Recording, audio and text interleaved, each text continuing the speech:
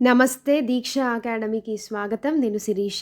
ఈరోజు మనము answer writing సిరీస్‌లోని second video చూద్దాము ఎథిక్స్‌లో నుండి. ఓకేనా? సో, నేను అకాడమీలో మెంటర్‌షిప్ చేస్తున్నాను కదా! అందులో ఒకసారి ఇంట్రడక్షన్ చూద్దాము. APPSC and TSPSC excuse me. APPSC and TSPSC కేటగిరీలో ఉన్న ఆల్ ఎగ్జామినేషన్స్‌ని ఇండియాస్ లార్జెస్ట్ లెర్నింగ్ ప్లాట్‌ఫామ్‌లో ఫ్రమ్ ఇండియాస్ బెస్ట్ ఎడ్యుకేటర్స్‌తో నేర్చుకోవచ్చు. ఇప్పుడు ఒక ఆఫర్ ఉంది.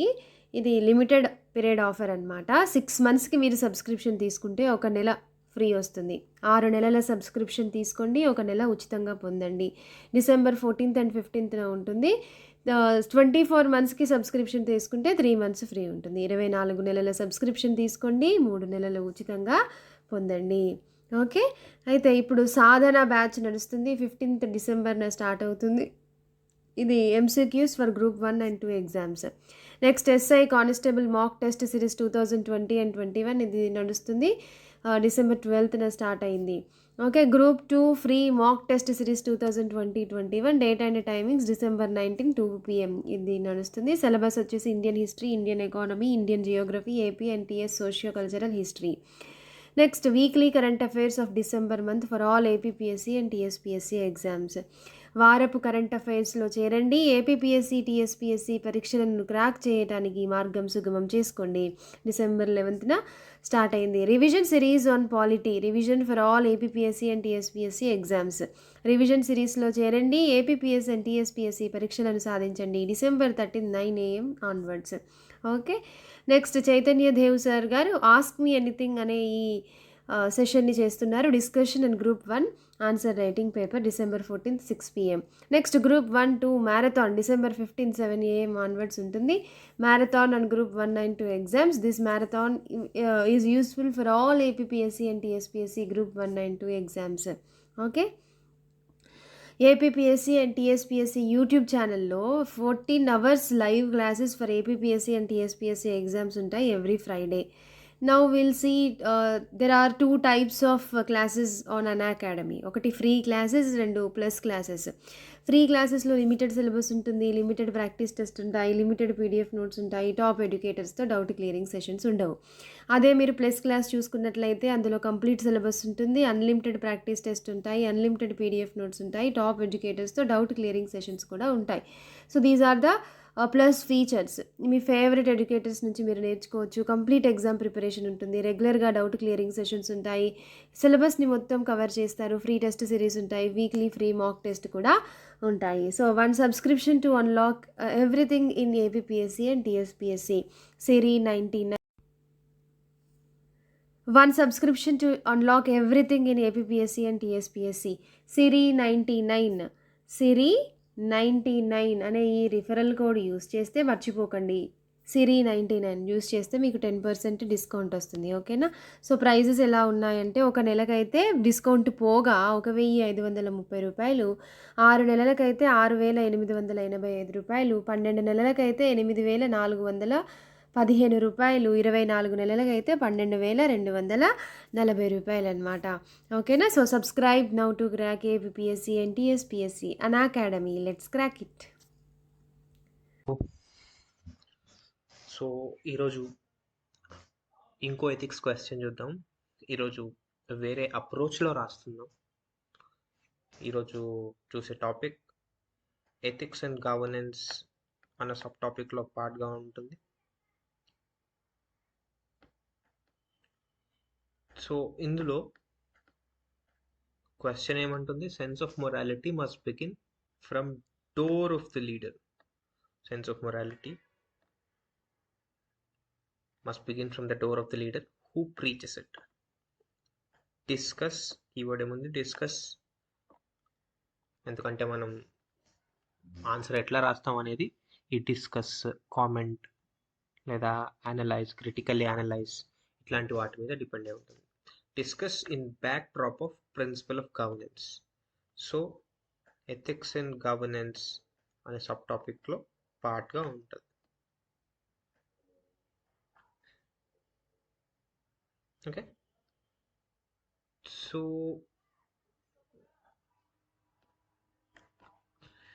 మనం ప్రతి ఆన్సర్లో మాట్లాడుకున్నట్టుగానే ఇక్కడ కూడా మనం చేసేది స్లో ట్రాన్సిషన్ మీద ఫోకస్ చేస్తాము. మంచి ఇంట్రడక్షన్తో పాటు ఇంట్రడక్షన్ సింపుల్గా ఉంచడానికి మొరాలిటీని డిఫైన్ చేస్తూ, ఇక్కడ ఇంకేం పదాలు వచ్చినాయి, డోర్ ఆఫ్ ది లీడర్ అన్నాం కాబట్టి లీడర్షిప్ని డిఫైన్ చేస్తూ స్లోగా హార్డ్ ట్రాన్సిషన్ జరగకుండా స్లోగా ట్రాన్సిషన్ చేస్తూ యాక్చువల్గా మనం ఏం డిస్కస్ చేద్దాం అనుకున్నామో అది డిస్కస్ చేస్తాం. సో ఇక్కడ చూసినట్లయితే మొరాలిటీని డిఫైన్ చేస్తున్నాం. ఫస్ట్ మొరాలిటీని ఏమని డిఫైన్ చేస్తున్నాం? Morality is a set of principles, beliefs and practice which help us understand good and evil. అంటే ఏది మంచి ఏది చెడ్డ అనేది మనం డిసైడ్ చేసుకోవాలంటే మనం కొన్ని నమ్మకాలు కావచ్చు, కొన్ని ఆచరణలో పెట్టే కొన్ని మన ఆచారాలు కావచ్చు, కొన్ని మనం నమ్మే ధర్మాలు కావచ్చు, వాటి ద్వారా ప్రిన్సిపల్స్ కావచ్చు, నమ్మకాలు బిలీఫ్స్ కావచ్చు, ప్రాక్టీసెస్ ఆచారాలు కావచ్చు, వాటి ద్వారా మనం మొరాలిటీని షేప్ చేసుకొని ఆ రూపంలో మనం ఏది మంచి ఏది చెడ్డ అని డిసైడ్ చేస్తున్నాం. సరే, మళ్ళీ నేను ఏం చేస్తున్నానో ఈ అప్రోచ్ చూడండి, సో దట్ మీరు కూడా సొంతంగా ఆన్సర్స్ రాయొచ్చు. ఇక్కడ ఫస్ట్ క్వశ్చన్లో ఏ పార్ట్స్ని కవర్ చేయాలన్నప్పుడు మొరాలిటీ అనే పదం కనిపించింది. From the door of the leader అంటే ఈ లీడర్ ఎవరు అసలు అనేది కనిపించింది.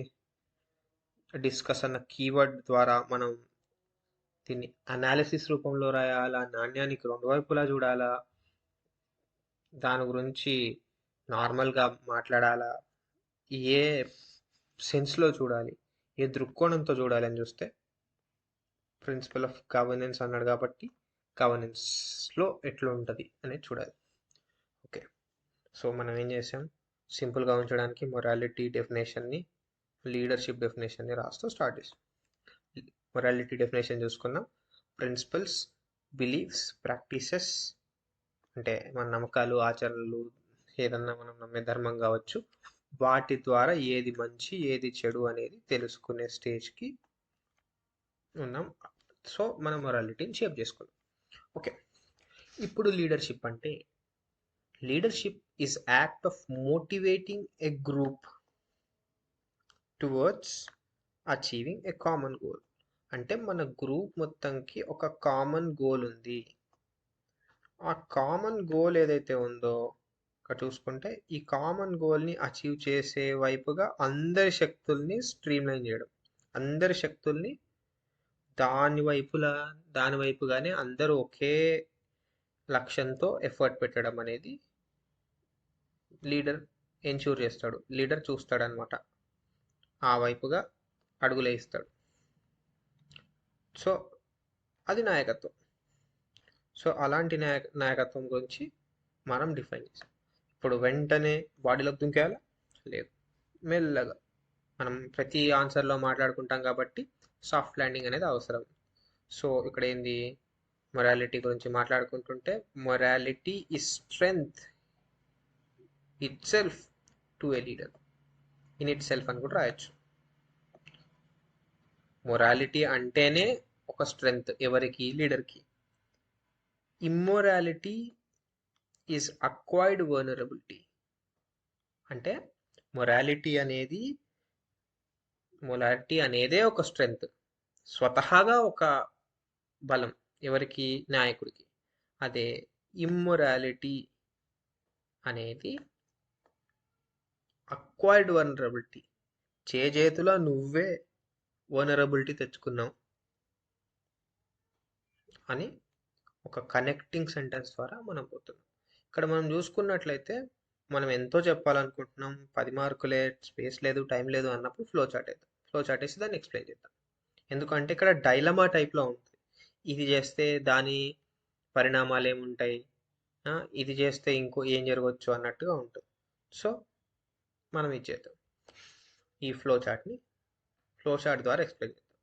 ఒక లీడర్ మోరల్గా ఉన్నాడా అన్న ప్రశ్న తలెత్తినప్పుడు మోరల్గా ఉంటే ఏం జరుగుతుంది, తను ఇన్ఫ్లుయెన్స్ చేయొచ్చు ఎవరిని, సబార్డినేట్ స్టాఫ్, తన కింద పనిచేసే స్టాఫ్ని. అండ్ వాళ్ళ లోపల ఎటువంటి ఇన్ఫ్లుయెన్స్ రావచ్చు, మా నాయకుడు ఇంత న్యాయంగా ఇంత మోరల్గా ఉన్నాడు, నేను కూడా అట్లా ఉండాలా ఉండొద్దా, మంచోడిని మోసం చేయొద్దు అన్న టైప్లో ఏదైతే భావం కలుగుతుందో దాన్ని ఇండ్యూస్ చేయొచ్చు.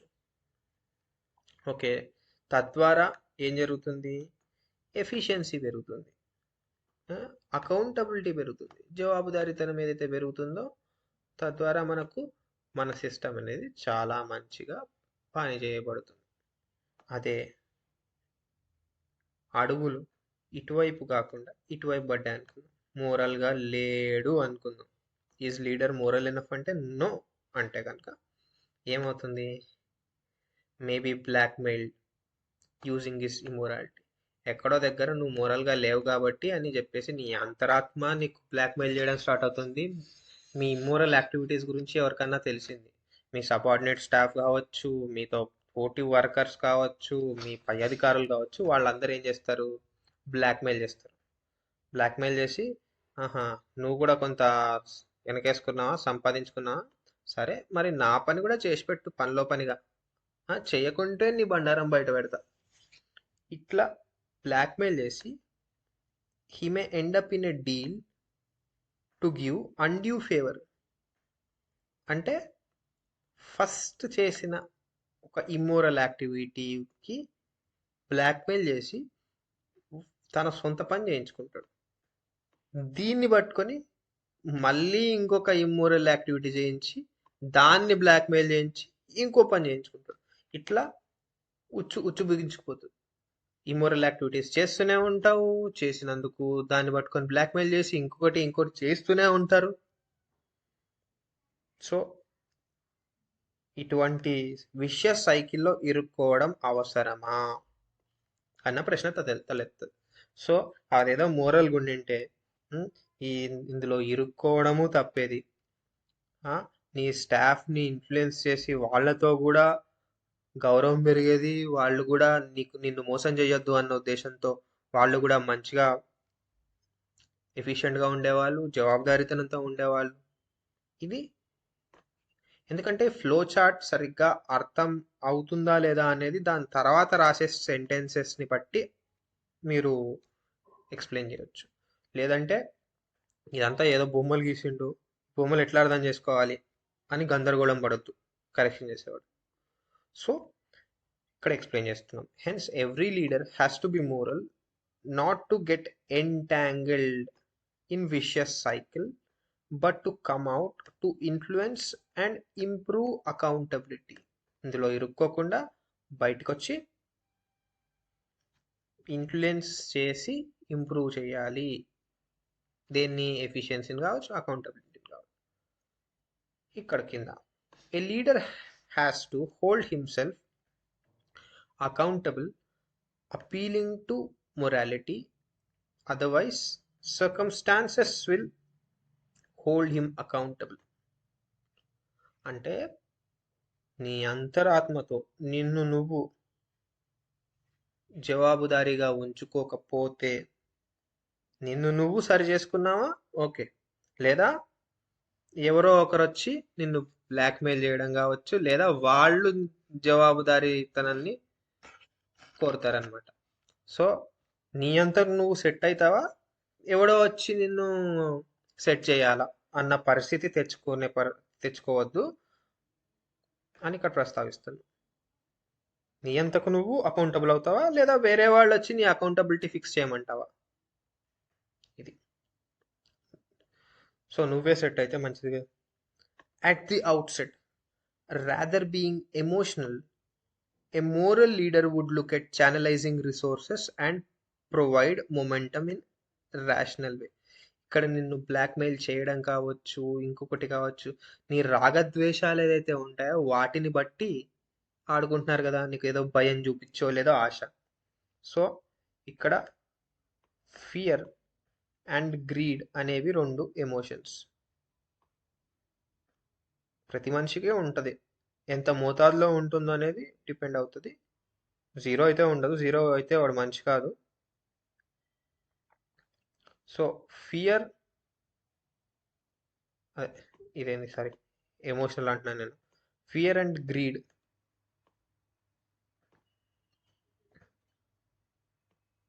సో ఫియర్ గ్రీడ్ని రెండిటిని రెండు వెపన్స్గా వాడి నిన్ను లొంగ తీసుకోవడానికి చూస్తుంటారు అనమాట. భయపెడతారు లేదా ఆశ చూపిస్తారు. సో ఈ రెండు ఎమోషన్స్ ఏవైతే ఉన్నాయో ఆ ఎమోషన్స్తో నిన్ను లొంగ తీసుకోకుండా నువ్వు ర్యాషనల్గా ఉండడం, హేతుబద్ధంగా ఉండడం అనేది అవసరం. సో నువ్వు ఈ రెండిటికి తలగ్గకుండా, లేదా రాగద్వేషాలు కూడా ఉండొచ్చు, అనురాగం కూడా ఉండొచ్చు. దానివల్ల తమ వారికి ఫేవర్ చేద్దామనడంతో ఫేవరెటిజం కావచ్చు, నెపోటిజం కావచ్చు, అవి కూడా రావచ్చు. సో హేతుబద్ధంగా ఉంటే ఈ రెండింటిని స్కిప్ చేయొచ్చు అనమాట. ర్యాషనల్గా ఉండడం వల్ల నెపోటిజంని, ఫేవరెటిజంని, నెపోటిజం ఫేవరెటిజం అనే పదాలు రీసెంట్గా మీరు వింటూనే ఉంటారు.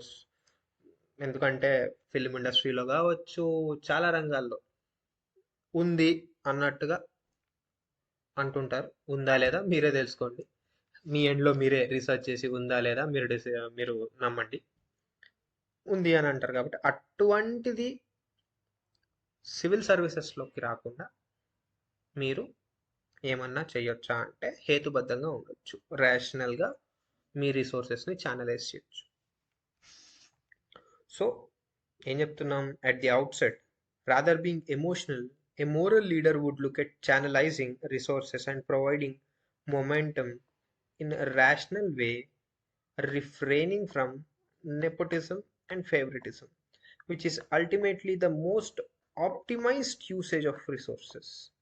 ఒక రిసోర్స్ని, ఒక వనరుని, అది మానవ వనరులు కావచ్చు లేదా ఇంకేమైనా ఖనిజాలు కావచ్చు, వాటిని ఏ విధంగా వాడుకుంటే మనకు వచ్చే ఫలితం బాగుంటుంది, ఎక్కువ లాభం చేకూరుస్తుంది అంటే మనం నెపోటిజంని వదిలేయాలి, ఫేవరెటిజంని వదిలేయాలి. ఎమోషన్, అసలు ఎమోషనే ఉండొద్దని కాదు, ఎమోషన్ కన్నా ర్యాషనల్గా ఎక్కువగా ఉండాలి. భయాన్ని, ఆశని, రాగద్వేషాలను, అంటే హేట్ అండ్ లవ్, ఈ రెండు కూడా పక్కన పెట్టి డిసిషన్స్ తీసుకుంటే లాభదాయకం. సో మీరు రాగద్వేషాలను వదిలేయడం, ఇవన్నీ చేయడం వల్ల ఒక లీడర్ అనేది వనరుల్ని సరిగ్గా వాడుకొని లాభం చేరుకునే, అన్నిటికన్నా ఎక్కువ లాభం చేకూరే విధంగా న్యాయం చేయగలడు అని అంటున్నాను. సో తద్వారా ఒక మోరల్గా ఉన్న లీడర్ మిగతా వాళ్లకు చెప్పడమే కాదు, ఈ క్వశ్చన్లో ఏమంటున్నాడో సరిగ్గా చూసుకుంటే, morality has to begin from door of leader who preaches is, అంటే చెప్పడమే కాదు చేసి చూపించేవాడు కావాలి అంటున్నాం. సో అందుకే నువ్వు చేస్తే ఇన్ఫ్లుయెన్స్ అయ్యి సబార్డినేట్ స్టాఫ్ కూడా చేస్తారు, తద్వారా ఎఫిషియన్సీ ఇంప్రూవ్ అవుతుంది. లేదు నువ్వే తప్పుదారులు దొక్కితే బ్లాక్మెయిల్ ద్వారా అందులో ఇరుక్కుంటున్నావు. ఇరుక్కోకుండా నీ డిసిషన్స్ ఫేవరెటిజం, నెపోటిజం లాంటివి లేకుండా రాగద్వేషాలు, రాగద్వేషాలు కావచ్చు, భయం కావచ్చు, ఆశ కావచ్చు, వీటిని వదిలేసి మీరు గనక హేతుబద్ధంగా డిసిషన్స్ తీసుకుంటే, హేతుబద్ధంగా మీరు నిర్ణయాలు తీసుకుంటే ఆ వనరులను ఎక్కువ లాభం చేకూర్చేలాగా వాడుకోవచ్చు. ఇక్కడ బాడీ ఎండ్ అయిపోయింది. ఎండింగ్ కనుక మనం ఒక మంచి కోట్తో ఎండ్ చేస్తే అది ఒక ముద్ర వేస్తుంది. తద్వారా ఇంకో 2 మార్కులు ఒక మార్క్ ఎక్కువ తెచ్చుకునే అవకాశం ఏదైనా ఉందేమో చూద్దాం. Perfection is not imparted by preaching. అంటే పర్ఫెక్షన్ అనేది మీకు ఎవరో ఒకరు నీతి వాక్యాలు చెప్తే రాదు. Perfection is not imparted by preaching, faith or belief. Talk doesn't count anything, even parrot can do it. అంటే చిలక కూడా పలుకుతుంది, అది అది మాట్లాడడం అంటే ఆ గొప్పలు చెప్పడం అలాంటివన్నీ చిలక చేత్తో కూడా చేపించవచ్చు మనం.